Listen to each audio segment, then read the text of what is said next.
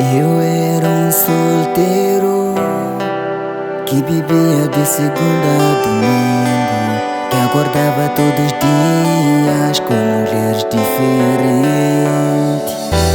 Agora minha vida